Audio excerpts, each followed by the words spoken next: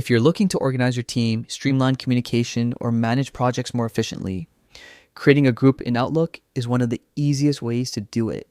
And in this quick guide, I'll walk you through the entire process step by step so you can set it up in just a few minutes. Let's get started. First, open your browser and head to the Microsoft 365 Outlook login page. Click Sign In, and when prompted, enter your email address. Hit Next, type in your password, and then click Sign In again. If Outlook asks whether you want to stay signed in, choose the option that fits your device. If it's personal, staying signed in is convenient. If it's shared, choose No for better security. Once you're inside your Outlook dashboard, look to the left side and click on the Mail icon. This takes you directly to your inbox view. From here, you'll find an option called Create New Group. Depending on your layout, it might appear in the toolbar or in the side menu. Click it to open the group creation window.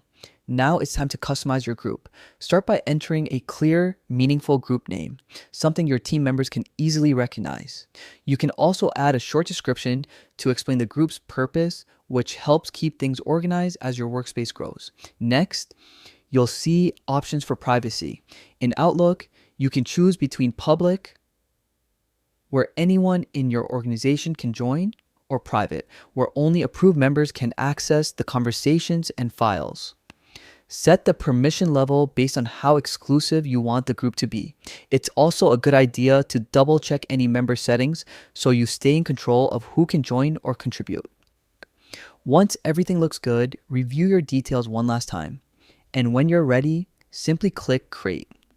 Outlook will set up your group instantly and you're done.